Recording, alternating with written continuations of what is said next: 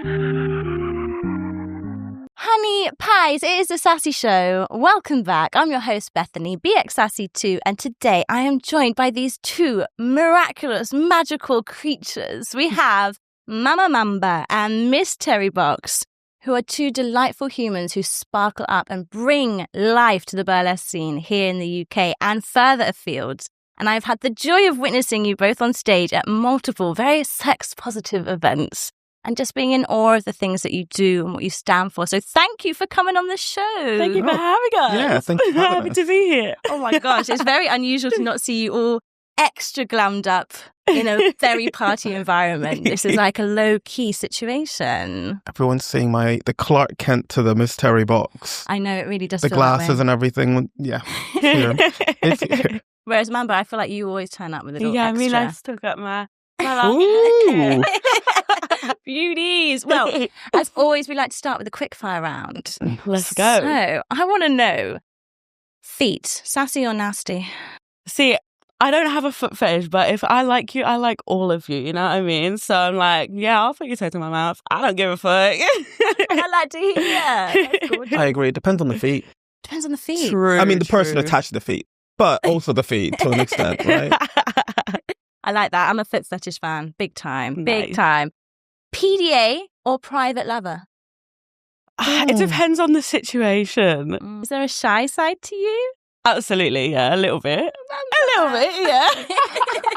I know that's always a shock, but yeah, I don't know. I think time and a place for everything. Like sometimes I don't mind an audience, but Right? sometimes some things are like Private. Yeah. Private. Okay. Yeah, I feels like we're basically the same person, both Leos, right? Leos. Um, Yeah. So sometimes I do like a little bit of PDA, but most of the time, I say most of the time, a lot of the time, it's a lot more private, you know? Yeah. But then again, I like attention. So, you know. Yeah, it really just does depend on the person, the situation. I feel like I'm the only big exhibitionist in the room right now. I'm like, give me a kiss all over the place, everywhere. Snorer or silent sleeper? See, I don't know, you know, because so my ex is the only person who's ever had an issue with me snoring. Nobody else has ever had a problem with it ever, but she did. So Extra sensitive ears. who knows? Who knows? I think about 98% of the time I'm a silent sleeper, but there might be those, you know, that extra 2% where I've maybe partied a little too hard, my body needs a lot more rest, and then we're snoring. Okay. Yeah, and like if you've been drinking as well. Exactly. You Once, just you know, act I've had like too a many margaritas, then we start snoring a little. I like a nice soft snore, like a purr. That's quite nice. It makes me know they're asleep. yeah. Silent sleepers give me anxiety sometimes, you know. I'm like, Are you awake? sleeping? Alive? Okay, final quick fire question is porn or your imagination? Depends how much time I got. Because obviously when you watch porn, you're going to come a lot faster. So if I'm just trying to whack one out real quick, then yeah, I got the porn on. But I do like to use my imagination if I've got a bit more time. I love that. I'd say porn probably like 99% of the time. Do you have a go-to fave person or channel at the moment? No, I don't really have a go-to fave. I just kind of go through and just like scroll around and just see what comes up, and then you kind of just work with what you got. A little roulette situation. Yeah, a little roulette. Like, You don't want to go. I don't trick. want to go necessarily to the same thing all the time. I go Okay, back fair. to a few things, Yeah. but you know, message me afterwards, and you might find out where I go. Jazzing it up. I definitely agree with that though. If it needs to be whacked out, Yeah. it's honestly, it's like, oh, well, I'm done now. It also depends Saw a if I'm boob. single or not as well. Like if Okay. I'm single, then yeah, obviously I'm watching porn. But if I'm not, then I've got something to think about, you know? True. Now we've got to know a little bit of the cheeky side of both of you. Let's get a little bit more professional. I want to hear your origin stories. Like, what led you to getting on stage and building the careers that you both have today? Let's start. Yeah, I'm looking at Mamba. Let's start with you, honey. Start with me, okay. So I actually started performing. I joined a burlesque society when I was in uni, and that was how I started performing. And then when I left uni, I entered like a drag lip sync competition. Like just thought it'd be silly and fun, and I ended up winning. And it went from there, really. And yeah, just sort of snowballed off of that. Wow. Yeah. What had drawn you to joining that sort of association in the first place? Had you had a theatrical, performative, like, childhood? I did ballet when I was younger. I did ballet and tap when I was younger. I was actually really good, but then I got to that like weird, awkward adolescent stage where I was like, oh, I'm too fat to be a ballet dancer, and I quit. Oh, I know, and it's so annoying when I think back on it now because I was actually really good. Yeah. But then I didn't dance again. Yeah, until uni, really.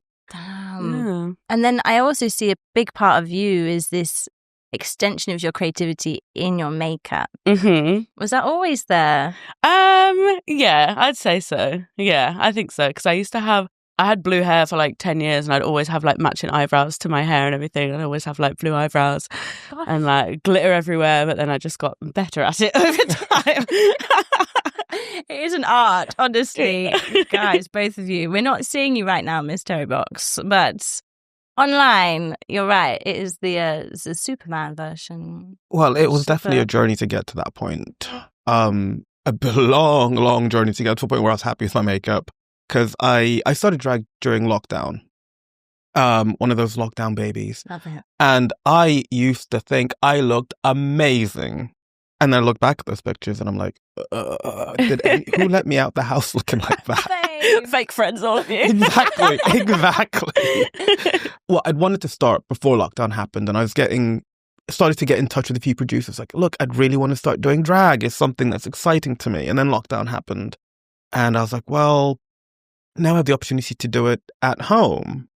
And I found an online competition, Crow's Mixed Madhouse, and they were taking applicants. So I applied to that. And surprisingly, I did pretty well. I thought I'd do it once and be like, okay, that's me done with drag. And then I ended up making it to the quarterfinals, either the quarterfinals or the semifinals. I'm going to say the quarterfinals because, Oh, bless you. just in case. And then from then on, it just kind of snowballed and I just kept performing and doing a thing. And then next thing you know, that's what I do. This is like that. You have very similar journeys. It's like pull into a competition, get into it, realize that you're actually really good, and then you pursue it. What is it about, say, the community that has also supported you in that you feel like you're nourished from? I think the community is probably one of my favorite parts about doing drag, especially coming in from lockdown. We like the drag and online drag community was one of the only communities I could actually really be a part of.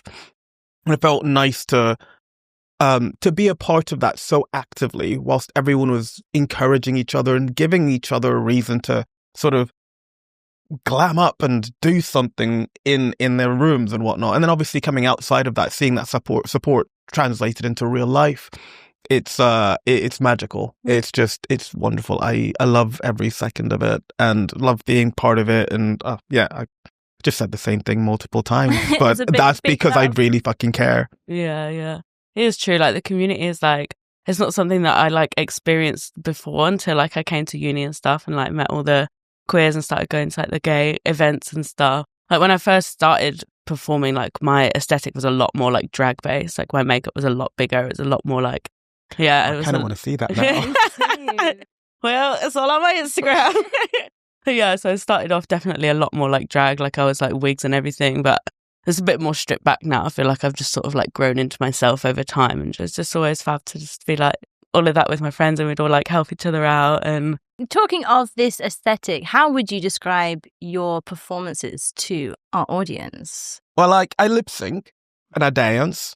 When I say I dance, I mean I mostly just throw myself around stages, jump into splits. I've seen it. Very well. You got a good strut. I do have a good strut. I do have a good strut, and I've got a good stretch. I'm not going to do that in these skinny ass jeans, but I can do splits and all that kind of stuff. So I do a lot of that, and just come to one of my shows and you'll see exactly what I do. Yeah, because you have a dominant presence, but you're so theatrical, and the acts that I've seen you they're very versatile. Yeah. Again, so I don't want to put myself in a box, right? It's part of the reason why I chose the drag name Miss Terri Boxx. You never know what you're going to get. It could be spooky one day. It could be camp and ridiculous the next. But there's always going to be the element of like me being a bit weird with everything. I love that. We love to see it. We love to see it. Yeah. Mine is very So I'd say I always go with like sex appeal and shock factor at the same time. Like I like to have a nice little juicy combo. Like it's always very like sultry, very sexy, but like I'm going to freak you out as well because I like to hammer things up my nose. I like to staple things to my face. All that fun stuff, like drinking candle wax. Gorgeous. So, yeah. Yeah, I think sometimes people aren't given many access points to be able to see the world of burlesque, cabaret, drag. But actually, once you dip your toe in, you see how vast it is and the variety of people on stage. No, I think that defo came from me. I've always been a freaky gal. That's what we like to hear. Yeah. So it just blends together. Yeah. Which I don't feel like we have many other spaces to bring those parts of ourselves Yeah. to. What was my question? What did I was just about to ask what yeah. Oh, inspiration. Oh, yeah, sorry. I forgot for a second as well. I was like, What inspired me? So, like, I'd been wanting to explore drag for a while before I started doing it. Mostly because you see the drag on TV and you're like, I didn't think there was very much of a scene. I know there is now, but at the time I wasn't really actively seeking it out. When I moved to London, I kind of put that to the side a little bit, still kept watch on drag on TV and all that. But then I went to BxSassy, which was a drag king show. And I got to see drag in ways that I hadn't seen on TV. And it was really eye-opening to say, right, drag doesn't have to be presented XYZ way that is. And so going to BxSassy opened my eyes to that. So I started going to so many other local shows, seeing shows feature bearded queens. And one of the first bearded queens I saw was Miss Taylor Trash. And I was like, oh, you can do this. So yeah, that...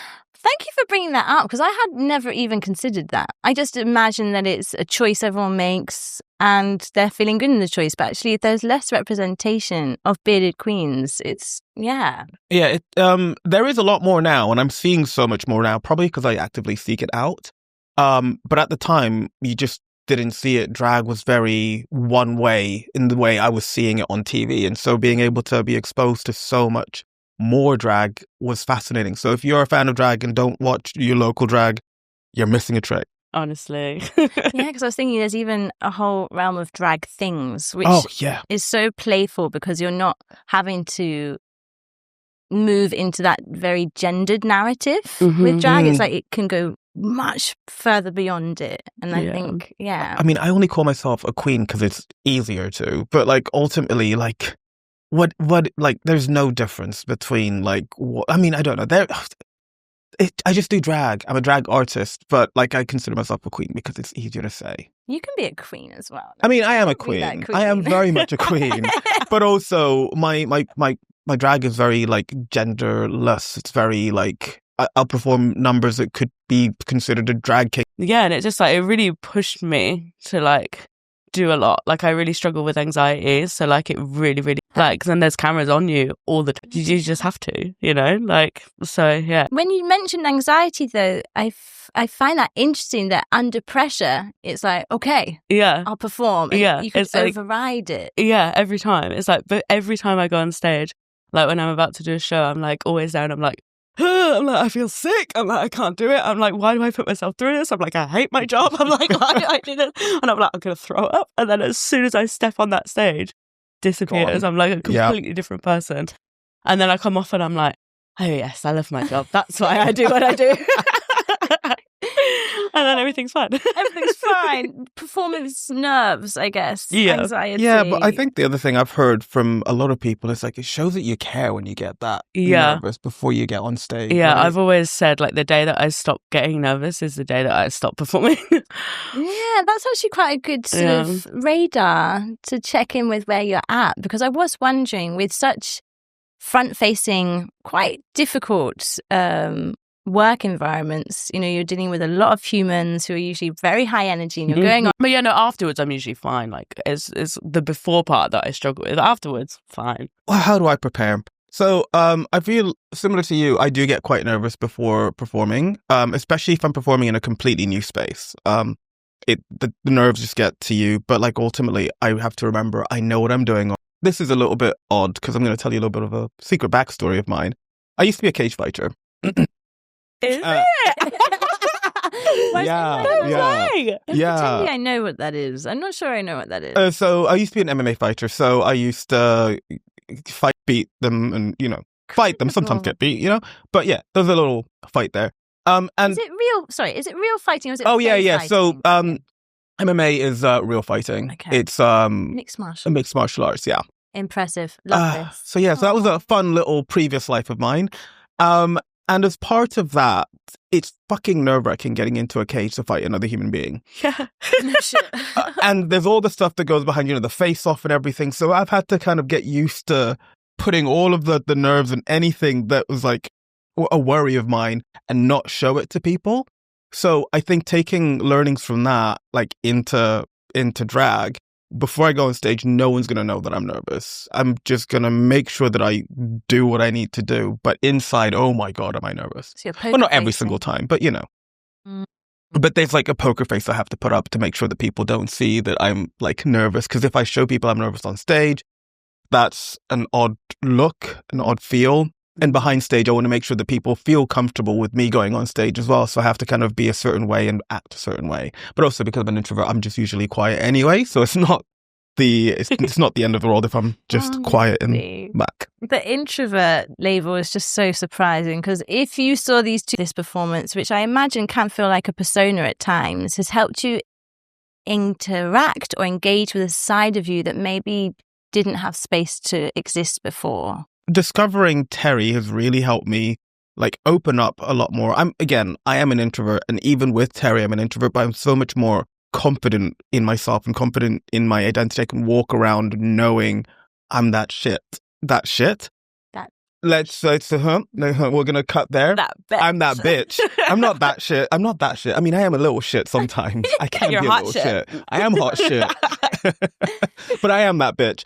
And it's great to know that I can do that. And like I have, I'm just more free to be myself a lot more of the time because Terri's obviously Yeah, same for me, really. It's definitely like a confidence thing. Like it's taught me so much confidence and like body positivity as well. Like when I joined the Burlesque Society, I was in the back of the class in like baggy t-shirts and tracksuit bottoms. Like it took me a little while to like, and like, even when I first started like performing in shows and stuff, like I would always like have my costumes, like I wouldn't have, like I'd always have my arm. I'm so happy to hear. Yeah. Because I do think seeing you on stage, I know how much of an inspiration it's going to have for others to know that they can also be free and confident and proud of themselves and like beyond all of the annoying mess. Yeah. Joyful.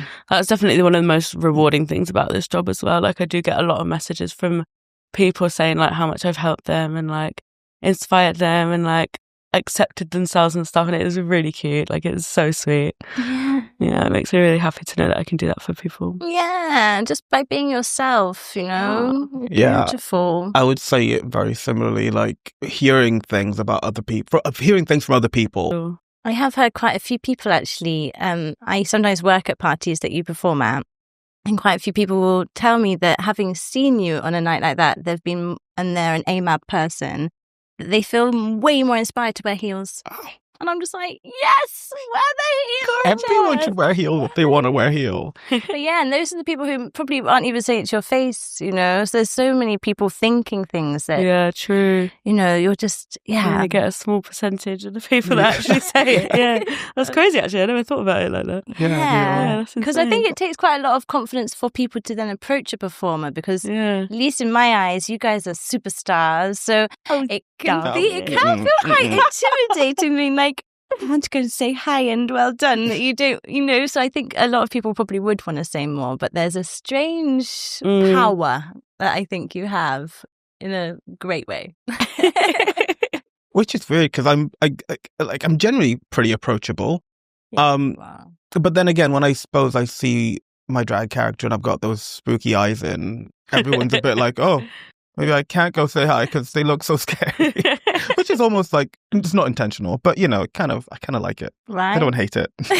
Yeah, I feel like I definitely look scarier than I am as well. I'm just a big teddy bear. Kindness. There are different characters that come out. That's the thing. It's stage. But also, actually, in a way, it's nice that people Of the interview, honeys, and it's the sassy posing time. And there's two performers. I mean, I feel like you should be in your element right now. But I have said, if you don't want to pose, you can describe the pose. So, are you ready? Yeah, let's go. The pose that someone would see you in if they're scrolling through Instagram and happen to land on your page. It's probably kind of... yeah, it's probably very, very much something like... It's a lot of booty. It's a lot of booty. A lot of ass on show. Oh, I wouldn't have one of just me on my lock screen. I don't think. Like, no. look how great I am. Okay. No, mine's always like me and my bestie or something like that. Yeah, but it's like a sleigh picture though. Like, oh yeah, fierce. Okay. At the moment, it's me and Charity Case on Valentine's Day. Oh, cute. Yeah, it's really cute. That's sweet. Has it been there since Valentine's Day? Yeah, it's like golden. Okay, this is a keeper. How about you? So I do have a picture of myself as my lock screen on my tablet. Which is a picture that was taken backstage at a torture garden because the outfit was this like latex mask with these like blue tentacles. It was a Pokemon inspired look, Tangela. Love. And you have quite a few Pokemon. Oh, I have so many Pokemon inspired looks. But yeah, that's my lock screen for my tablet. My phone though is just like it's just art. Aww. It's like actually it's not that I'm obsessed with this particular statue, but it is a picture of this statue here. The statue of David. It is. It's David. Final sassy pose. How you would look at someone who you think is sexy across the dance floor. Oh. I don't know. Maybe like what's that? Oh, baby. Mamba, baby. Look this way. That's beautiful. That's cute. Yeah. The hair. A big part of the Sassy Show for me is trying to get past the things that we might consider taboo and too much for everyday conversation, stuff that we hide. Mm-hmm. And I feel like the worlds that I've seen you two occupy are very liberated. They're offering refreshing spaces for not only sexuality to be explored, queerness to be accepted, and gender to just be bent and pushed around. But they're also spaces that not everyone has access to or knows that exists. For instance, sometimes when I've gone to an event and I've been around a crowd who aren't my usual queer kinky crowd, and I tell them sometimes what I do some sort of like striptease workshops, and I get everyone to be very naked, and they'll instantly judge me for that because it's nudity. Yeah. So it's like, oh, you just do the naked stuff. And I'm like, well, actually, it's pretty fucking life-changing, the naked stuff, you know? But it's like, it's just put in a label. And that is very reductive. And it can be difficult when it's in a conversation with people who are your everyday person. So have you ever faced that kind of challenge when maybe you've shared what you're doing with people or you've been trying to explain? Yeah, sometimes. I mean, yeah, it can be tricky, like when you're trying to explain it to like your like normal friends or like colleagues when you have like a normal day job or something and you're trying to explain to that. They're always like, oh wow, like I could never do that. And like there's not very much crossover, at least not I've moved away from MMA and I kind of don't really associate with that world that much anymore. I do miss the training every once in a while because it was fun. Awesome. But in terms of like, actually, I would find it very difficult. I don't think that's a world I would ever. I mean, maybe one day I'd cross over. Actually, fuck it. I should do an MMA drag night. You know what? Sure. If there's anyone, this is an open invite. If anyone wants to fight me in drag, we'll make it happen. Oh my goodness. I want to watch. We'll make it happen. We'll build a show around it. I just want to do the ding, ding, ding. Yes, you can ring the bell. And I don't know who my character is. And I don't think I've got the courage. Oh. And it's going to be really hard. How can you just flip that? The easiest thing is just put them in makeup. Like, I would put, like, if someone came up to me and said they were scared of starting drag, I'd be like, look, I can paint myself very well. I don't know how well I can paint other people. But so we can paint other people. And I'll, do that and let them discover themselves through it. Because I think, even for me, I wasn't sure what I would look like with makeup on, because before doing drag, I hadn't really ever really worn makeup besides, costume parties here and there, but I never wore makeup for me. And the first time someone put me into makeup, I looked at myself and I was like, oh, I'm beautiful. I was on a shoot for a short film, the lead actor was doing drag in the show, and they got me to do the makeup for him. And he'd never really done drag before. He was straight as far as I'm aware. Just very, very usual, very open-minded. And I put him in makeup, and he looked at himself, and he's like, holy shit. And was just like seeing that and seeing him fall in love with what he could see was so magical and fascinating. And I feel like everyone needs to experience that, because it just helps you accept you in a different way, you know? Yeah, I think this is what I was getting at with that idea of how this opens up a space for another part of the character to be explored, because we don't realize what creature is inside until someone actually gives it the opportunity to shine and like be like, oh my God, I can also be this, you know? And how transformative that makeup is, because like, you know, with makeup, you're changing the shape of your face, you're changing angles, you're changing this and that if you want to. And I can paint my face 2 different ways and look completely different. And that is quite magic to be like, right, no, I want to be more like fierce and change the shape of my eyes. There's just so many things that you can do with like a little bit of eyeliner. Well, just a little bit of eyeliner. Not just a little bit of eyeliner. There's a whole makeup case behind it all. Yeah. But so much can change with just a little time and energy, and it's magic what comes out of it. Yeah. Yeah. How do you decide what you're going to wear? Because honestly, Mamba, you're constantly moving between beautiful, colourful creations. I'm just like... I don't know. I feel like my most common phrase is, I don't know what to wear. I say it literally every day of my life. I'm like, help me. Yeah. What do you think is just not good enough, or you wish would be different? There's not enough plus size representation for sure. There's still so much fat phobia around the industry. Is it something that you're experiencing in terms of people hiring, or is it also things that happen behind closed doors? I think definitely behind closed doors for sure. Oh, shit. Like so far. Like I feel like it's part of what makes my performance so good, you know what I mean? Like it's like a big part of who I am. Like I feel like if I didn't have this body and whatever, then I feel like it would have been a very different journey for me, you know? Does that make sense? You also chose, though, to be yourself. What advice would you like to give someone who does feel like they're not going to be accepted and they're facing problems around their size? Fake it till you make it, babes. That's the thing that I live by. Like, I live by. So, yeah. Free performers through and through. All this introvert anxiety. I don't know.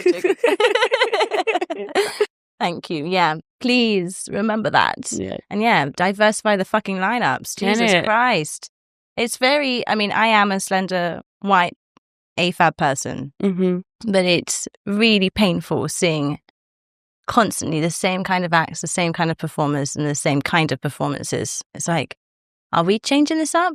Are we recognizing? I am sick and tired of being the only person of color on a lineup. And you see a lineup, you'd be like, oh, right, they booked me as the diversity hire. And, you know, I got the gig, but like, why am I the only person of color in a sea of white folk, right? More like with drag kings as well. No more tokenism there. We're only seeing like lineups with one token drag king. Like, make lineups more diverse in all aspects of it. And I'm just tired of seeing the same. I was going to say something. Oh. But I shall hold my... Okay. Not to slag any of you off. No, yeah, You're all great. You're all great. But there's just too many of you. We just want to see more. Like, drag kings are so underrepresented, and I just want to see more of them on stages everywhere. And they're so sexy. I'm sorry, I'm just like, a drag king makes me melt. Like... I mean, as I said at the very beginning, like, going to a show which featured drag kings is kind of what inspired me to think, oh shit, there's space for me. Yeah. Not because I'm a king, but you know. But do you think it's also, we're talking about people who are orchestrating the lineups, so they're event producers. I think, to be honest, a lot of it is probably not even like a conscious thought. It's just what's just ingrained in their brains, you know what I mean? Like, right. And that's why it's the problem. It's because it's ingrained in society, right? You see things one way when whole other discussion. But yeah, no, because you see what you represent on TV in your lineups and whatnot and stuff like that. So if you're seeing a lot of and I think that's it. It's like until you see someone, because I think a lot of gigs probably do come from you being seen live, right? Mm-hmm. When someone's like, I want to book you. Yeah. So, which is beautiful and brilliant. But it's like, if you're not getting the people up on the stage in the first place, then they're not not having any exposure. Mm-hmm. And it can be hard online to promote yourself because there's so much fucking shadow. Yeah, I was going to say, literally, I'm with bloody shadow band. Ain't no one seeing my shit. I do have to hunt it out, but honestly, it does take that, doesn't it? Sad. So go follow the people you like and put that alert button. That's what apparently we're meant to be doing. Yeah, alert. Favorite. Get favorites. Get those alerts. Before I get you to plug yourselves, my darlings. I didn't think it was that kind of show. I thought this was going on. Oh, hello. Well, maybe X-rated version. I do love a bit of that. I have another quick fire round. I love a quick fire round. What can I say? Okay. When do you feel most confident? I think I already know when you feel most confident. Yeah, when I'm on the stage. Oh, to be fair, if anything, it breaks me more than anything. It's I've injured myself so much in drag because that confidence takes over, and I'm like, oh, this stage? Yeah, I can jump off this into the splits. And I'll do it, and then I'll be like, oh, I could do that again. And then come back with a torn groin. To be fair, every time I've seen you do those things, you just pull it off. So it's quite good to know what's going on in the most of the time, I've also learned I'm not going to do that. I'm not going to take it too far anymore. Okay. The other thing I've also learned is knee pads. That's why I wear thigh-high boots. You can't see my knee pads underneath. That's right. That's clever. Yeah. That's smarter, not harder. Mm-hmm. Yeah. Exactly.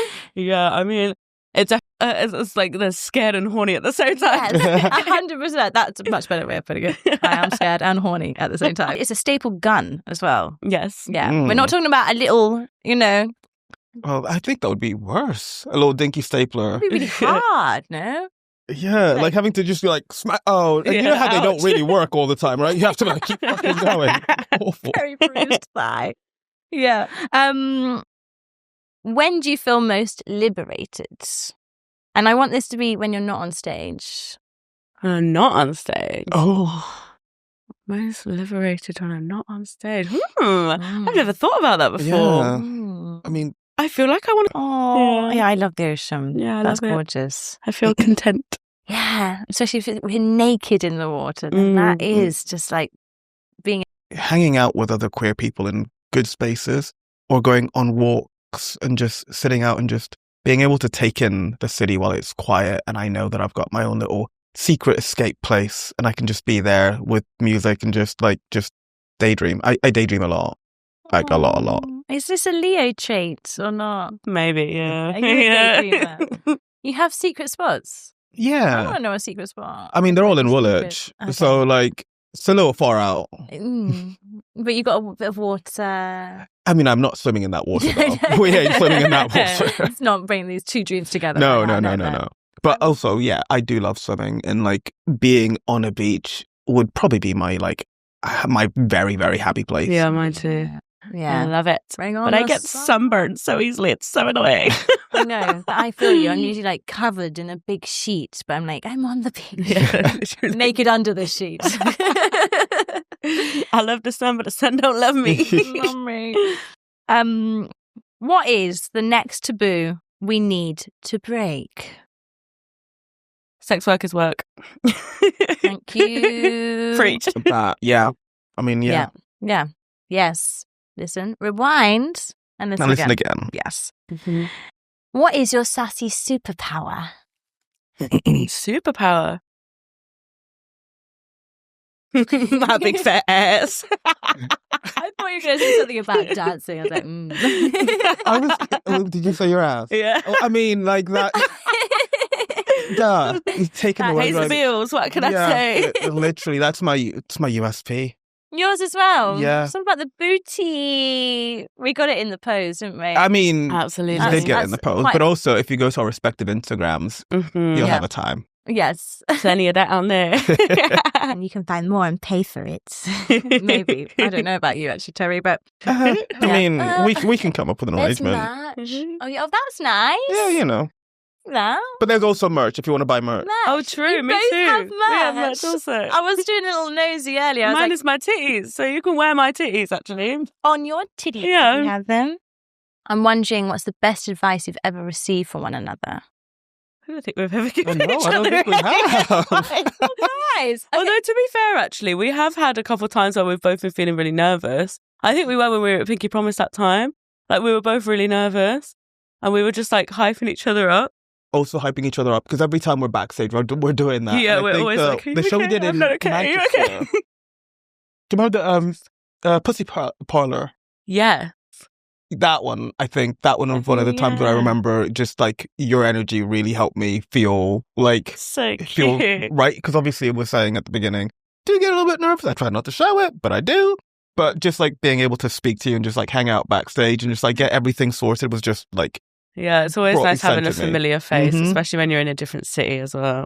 Dressing rooms can be quite intense, but it's also such a really nice space to be there and meet other people who are all in it for the same reasons. They all love they love the art, they love the craft, and just being able to share that space with people is just wonderful and delightful. But even better when you know the people you're sharing a space with, because it means you don't have to get to that point. You're already there when you get there, and you can kind of read each other's energy, right? And sometimes you'll be really excited to see each other, but you also need, I need my space for a second, and you can kind of read that on each other, which is quite nice. And it's an important thing to be able to have in a dressing room. Yeah, for really. sure. Yeah, it really is, right? Because you're not always going to feel like you want to chat, and for people to not take that personally and to understand you and be like, okay, yeah, Yeah. they need a bit of time, bit of room. Yeah, it is really nice to have that. I'm like, don't talk to me.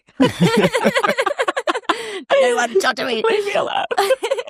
But actually, if you saw them on stage, very friendly, very extrovert in my eyes. Thank you so much for coming on the show, both of you. Thank you so Oh, much thanks for having If us. people want to see your work and book you, where do they need to go? My Instagram is mama.mamba. Pretty much everything is on there. That's the only new platform that I really use these days. Beautiful. Yeah, that's like my main one. So yeah, everything there. My email's there. There's a little link in bio as well. Love a link in bio. And you can mostly find me on Instagram. My handle's Miss Terri Boxx, spelled Miss.Terri with an I and Box with 2 X's. 2 R's, 2 X's, baby. Yes. I was going to say 2 R's. I'm like, yes, it is 2 R's. I can't spell. Thank you so much for coming on the show. Thanks for having us. Lovely. Let's get a hug. If you enjoyed this episode of The Sassy Show, then be sure to dip into our archives because, honey, we've got 100+ episodes just waiting for you to absorb. Find us on all major streaming platforms, The Sassy Show. We're on Instagram and TikTok at _The Sassy Show. And I have been your host, Bethany, aka BxSassy. And you can also subscribe to my very special Sassy newsletter over on Substack, BxSassy. As always, I would love to hear what your thoughts are in response to some of these conversations. How has it felt for you to dip into your sassy side? Are you wanting to become more liberated? Maybe it's just about time that you took that first step and went to the kink party. Spread the sassy word with me, babies.